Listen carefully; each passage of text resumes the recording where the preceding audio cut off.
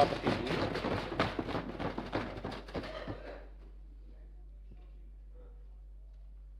मेरे सामने वित्त मंत्री के दो भाषण हैं, दोनों बजट पर हैं। एक भाषण यहां दिया गया था, दूसरा पुस्तक के रूप में सदस्यों में बांटा गया है। लेकिन दोनों भाषणों में अंतर है।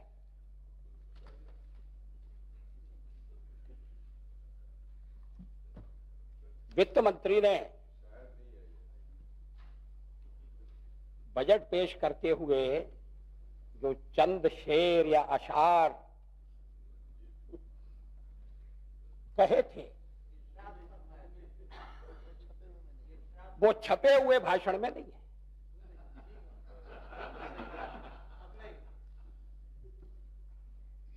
लोगों के पास छपा हुआ भाषण जाएगा।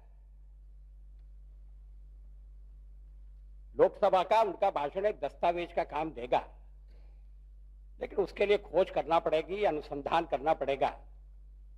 आने वाली संततियों को यह पता लगना चाहिए कि भारत में कभी ऐसा वित्त मंत्री था जो केवल अर्थ की बात नहीं करता था, नहीं कुछ रस की बात भी करता था। वित्त मंत्री ने कहा,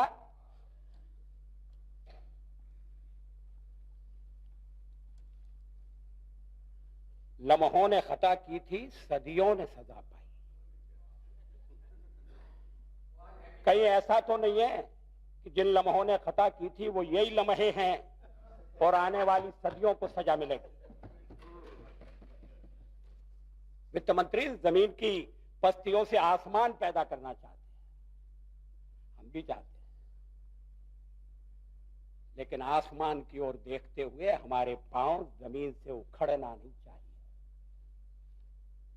आज इस बात की आशंका पैदा हो रही है।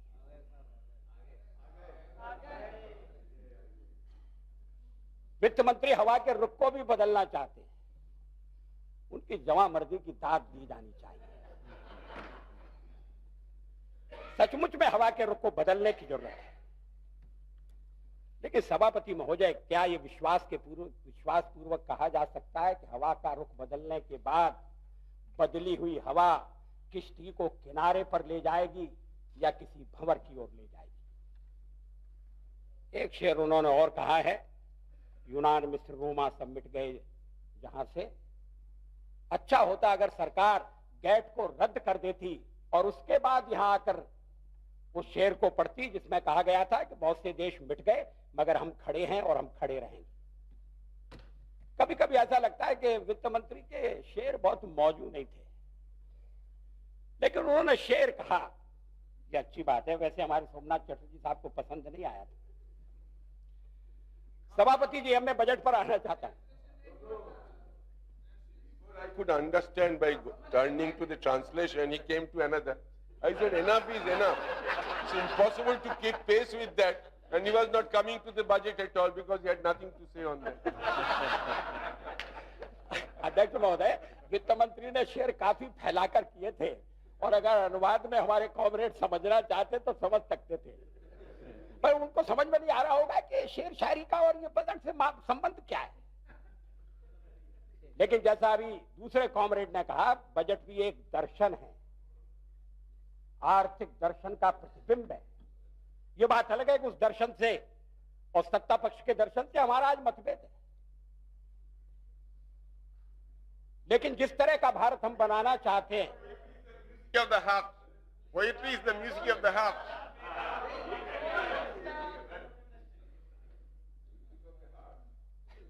Hardly can find expression in the budget. अब मैं बजट पर आना चाहता हूं Poetry is the music of the heart, which can hardly find expression in the budget. मेरा समय कम है। सभापति महोदय, मुझे शिकायत है कि ये जो बजट पर चर्चा हुई है ये दो टुकड़ों में, ये खंडों में चर्चा न तो बजट के साथ न्याय करती है और न सदन की भावनाओं को उनकी समग्रता में प्रकट करती है। दूसरे सदन में चर्चा हो गई, वित्त मंत्री ने जवाब दे दिया। यहां चर्चा लंबी की जा रही है। अगर चर्चा पहले हो जाती तो शायद हम लोगों के सुझावों के प्रकाश में वित्त मंत्री अपने कुछ कर प्रस्तावों में संशोधन करते। ये मामला भी लटक गया। बजट की ऐसी छीछालेदर नहीं होनी चाहिए। और मैं आशा करता हूं कि अगले सत्र में जब अगले वर्ष का बजट पेश होगा तो उस पर चर्चा करते समय सदन में यह बात ध्यान में रखी जाएगी। अध्यक्ष महोदय, सभापति जी, वित्त मंत्री ने बजट पेश करते समय जिस आशावाद का परिचय दिया है या दिया था, वह आशावाद यथार्थ से मेल नहीं खाता है। इन्फ्लेशन के मामले में तो यह सिद्ध हो गया। जैसा कॉमरेड इंद्रजीत गुप्ता ने कहा था, बजट के बाद चेतावनियां दी गई थी कि बजट से मुद्रास्फीति बढ़ेगी, कीमतें चढ़ेंगी। सरकार ने उसे स्वीकार नहीं किया था। अब इन्फ्लेशन डबल डिजिट पार कर गया है। वित्त मंत्री स्वयं इन्फ्लेशन के बारे में पहले क्या कह चुके हैं उसे मैं दोहराना नहीं चाहता। 91-92 का उनका भाषण है। छोड़ दे।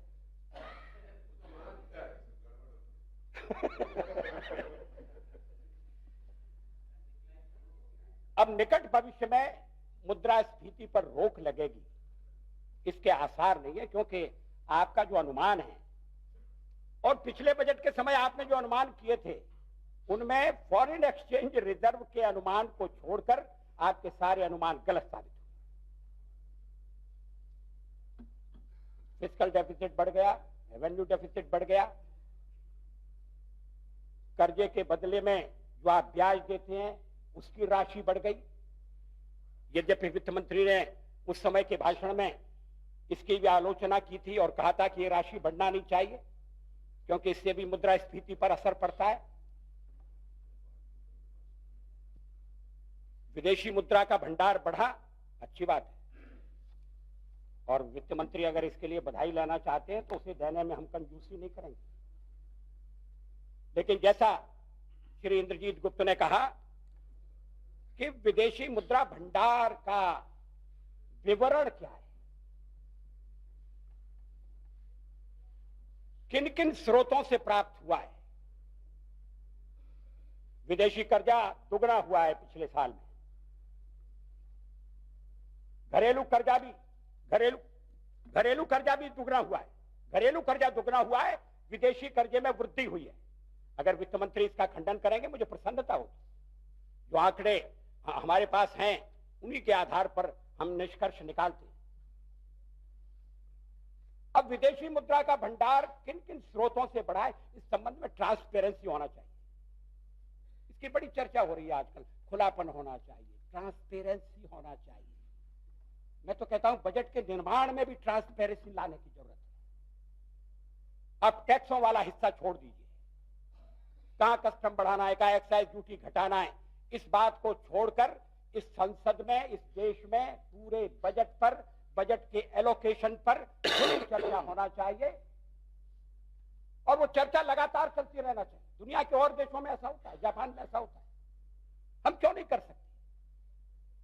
आखिर गरीबी उन्मूलन के लिए जो पैसा दिया जाने वाला है, इस बार कितना एलोकेशन हो सकता है, कितना होना चाहिए, क्या बजट पेश करने से पहले इसका अनुमान नहीं लगाया जा सकता है, इसकी चर्चा नहीं हो सकती? लेकिन मैं विदेशी मुद्रा की बात कह रहा था। वित्त मंत्री सदन को विश्वास में लें, ये विदेशी मुद्रा का हिसाब क्या है, इसमें से सचमुच में इन्वेस्टमेंट कितना है, कुछ मेरे पास जानकारी है। उसके अनुसार कुल विदेशी निवेश 93-94 में $3 बिलियन को स्पर्श कर रहा है, लेकिन इसमें से कुल $425 मिलियन डायरेक्ट इन्वेस्टमेंट के रूप में, 92-93 में डायरेक्ट इन्वेस्टमेंट की राशि 343.5 मिलियन थी। इस दृष्टि से विदेशी निवेश में कोई खास वृद्धि का दावा नहीं किया जा सकता। बाकी विदेशी पूंजी पोर्टफोलियो इन्वेस्टमेंट के रूप में आई है। ये राशि डॉलर 1.36 बिलियन है, जिसमें से डॉलर 1.1 बिलियन अक्टूबर, नवंबर, दिसंबर के 3 महीनों में आई। ये ज्यादातर फाइनेंस कैपिटल के रूप में आई है, प्रोडक्टिव कैपिटल के रूप में नहीं। अगर ये आंकड़े सही हैं तो विदेशी मुद्रा का भंडार बढ़ गया और इसलिए अर्थव्यवस्था के अन्य पहलुओं की ओर हम अपना ध्यान न दें, मैं समझता हूं वो ठीक नहीं होगा। वित्त मंत्री ने जो बजट पेश किया है उसमें वो कुछ बातें मानकर चल रहे हैं। पहली बात तो वो ये मानकर चल रहे हैं कि पिछले 6 वर्षों की तरह से इस वर्ष भी मानसून अच्छा रहेगा। हमारी खेती मानसून पर निर्भर है, ये सच है, लेकिन ये कटु सच है। बजट बनाते समय इसका विचार रखा जाए, ये बहुत आवश्यक है। अभी भी देश के कई भागों में अकाल है, अभाव है। मैं राजस्थान गया था, 60,000 मजदूर राहत कार्यों में लगे हुए हैं और मांग हो रही है कि उन मजदूरों की संख्या 1 लाख बढ़कर होना चाहिए। कई क्षेत्रों में ऐसी स्थिति है। वित्त मंत्री को इस देश का सौभाग्य कहना चाहिए और वित्त मंत्री को 6 मानसून लगातार ऐसे मिले जिनमें फसल अच्छी हुई है। अब वो मानकर चल रहे हैं कि आगे भी मानसून अच्छा रहेगा। वे मानकर चल रहे हैं कि उन्होंने घरेलू और विदेशी उद्योगों को जो टैक्स संबंधी सुविधाएं दी हैं, उससे औद्योगिक विकास 6 to 8% के बीच में रहेगा। वे ये भी मानकर चल रहे हैं कि देश की कानून व्यवस्था की स्थिति सामान्य रहेगी और सामाजिक तनाव पैदा नहीं होंगे। वे ये भी मानकर चल रहे हैं कि तेल का अंतर्राष्ट्रीय मूल्य नहीं बढ़ेगा और आज की दर पर ही कायम रहेगा। वे भी मानकर चल रहे हैं कि उन्होंने मध्यम वर्ग को जो टैक्सों में छूट दी है, उससे मांग बढ़ेगी, मांग बढ़ने से उद्योग बढ़ेंगे, जो औद्योगिक मंदी आई है वह दूर हो जाएगी और उद्योगों में जो क्षमता काम में नहीं लाई जा रही वो काम में लाई जाएगी। और वित्त मंत्री ये भी मानते हैं कि विदेशी पूंजी का निवेश बढ़ेगा। सभापति जी, ये बड़ा देश है, इसमें समस्याएं जटिल हैं। इस देश में सामाजिक तनाव पैदा न हो, इसका प्रयत्न किया जाना चाहिए। लेकिन वित्त मंत्री अगर सामाजिक तनाव पैदा होते हैं तो उनका हवाला देकर ये कहे कि डेफिसिट इसलिए बढ़ गया कि अयोध्या का कांड हो गया, बम विस्फोट हो गए, ये बातें असर डालती हैं। लेकिन इतने बड़े देश में कहीं न कहीं कुछ न कुछ ऐसी घटना हो सकती है जिसका अनुमान लगाकर हमें अपनी अर्थनीति, कर प्रस्ताव निर्धारित किए जाने चाहिए। पता नहीं पड़ोसी के साथ संबंध कौन सा मोड़ लें, पता नहीं उत्तरांचल में किस समय कैसी गंभीर परिस्थिति पैदा हो जाए। और इसलिए अगर सारा बजट का ढांचा इस आधार पर है कि सब परिस्थितियां अनुकूल होंगी तो फिर देश तेजी से आर्थिक विकास करेगा। समस्या इतनी सरल नहीं है और परिस्थिति इतनी आसान नहीं है। इसलिए आवश्यक है कि कोई भी वित्त मंत्री हो वो इन सारी बातों को ध्यान में रखते हुए, और मैं तो वित्त मंत्री से कहूंगा कि अगर सामाजिक तनाव पैदा क्यों होने दिए जाते, उन्हें पहले से हल करने की कोशिश क्यों नहीं की जाती? और क्या इसमें वित्त मंत्री का कोई भाग नहीं है? वित्त मंत्री का संबंध खाली वित्त मंत्रालय से है? गृह मंत्रालय स्वतंत्र चाहे जो करे, क्या हर मंत्रालय स्वतंत्र है? अयोध्या के मामले को हल करने में देर हुई, अयोध्या के मामले को हल करने में देर हुई। अब इसका हवाला वित्त मंत्री दे रहे। अरे वो धर्म का मामला है, संस्कृति का मामला है, राष्ट्रीयता का मामला है, लेकिन आप पर असर करता है, करेगा। और इसलिए सामाजिक तनाव पैदा नहीं होने देना चाहिए। मैं नहीं जानता इस संबंध में कभी मंत्रिमंडल में चर्चा होती है या नहीं होती।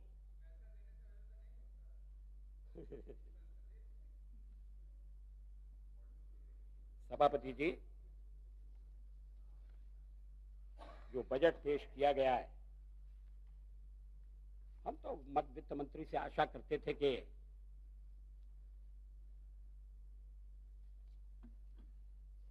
इस तरह के कर प्रस्ताव लाएंगे जिनके परिणाम स्वरूप मूल्य स्थिर रहेंगे, रोजगार के अवसर बढ़ेंगे, विषमता घटेगी और देश स्वावलंबन की ओर आगे बढ़ेगा। लेकिन कर प्रस्ताव इसका संकेत नहीं देते।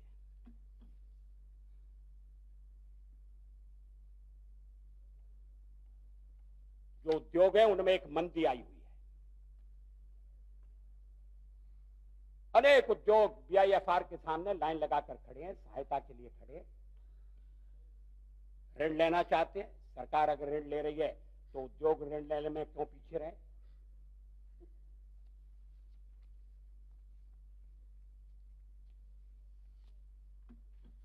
इसमें घटते हुए रोजगार के अवसर ये सामाजिक तनाव पैदा कर सकते हैं। बड़े पैमाने पर अगर कारखाने बंद कर दिए गए, लोग सड़कों पर निकल आए और उसके साथ आप महंगाई नहीं रोक सके तो सामाजिक तनाव की स्थिति पैदा हो सकती है। उस स्थिति के लिए तो वित्त मंत्री स्वयं जिम्मेदार होंगे। वित्त मंत्री जी ने अपने भाषण में एक जगह कहा है कि एम्प्लॉयमेंट एक्सचेंज में जो बेरोजगारों की संख्या थी वो घट गई है, वो 1% थोड़ा सा। हमें मालूम है, हम लोग जानते हैं कि एम्प्लॉयमेंट एक्सचेंज में एक बार नाम लिखाओ और एक सीमा के भीतर अगर न मिले उसको रिन्यू कराना पड़ता है, वो हमेशा के लिए नहीं रहता है। मैं तो वित्त मंत्री से सीधा पूछना चाहता हूं, आप कह रहे हैं रोजगार के अवसर जो एम्प्लॉयमेंट एक्सचेंज में उपलब्ध है वो उनमें कमी आई है बेरोजगार की, लेकिन रोजगार के अवसर कितने बढ़े इसका विवरण दीजिए। स्टैटिकल ऑर्गेनाइजेशन इसकी हामी नहीं भरता। क्या आपके पास ये आंकड़े नहीं है कि इतने रोजगार के अवसर उपलब्ध हुए, इतने नए लोगों को रोजगार मिला? वो सच्ची कसौटी होगी। रजिस्टर पर घटती हुई संख्या पर मत जाइए। कुछ आंकड़े मैंने भी इकट्ठे ये किए हैं। जवाहर रोजगार योजना के अंतर्गत जो मिलियन डेज थे, मैन मिलियन डेज काम करने वाले, वो कम हुए।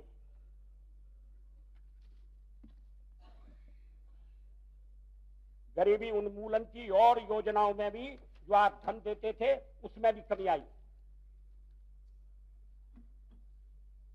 आईआरडीपी के अंतर्गत जिन परिवारों की मदद की जानी चाहिए थी वो आंकड़े मेरे पास हैं।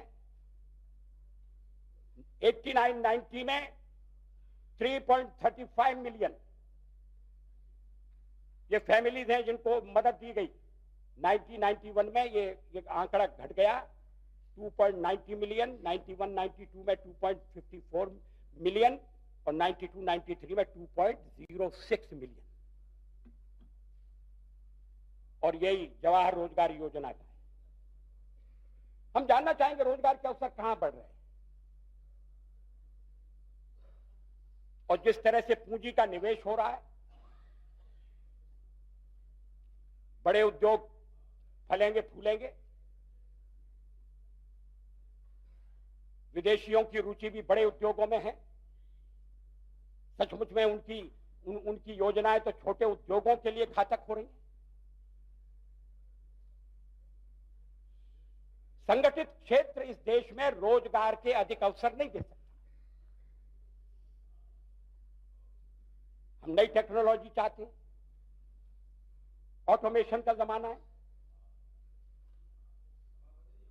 औद्योगिकरण बढ़ जाएगा, रोजगार के अवसर घट जाएंगे, ऐसी परिस्थिति पैदा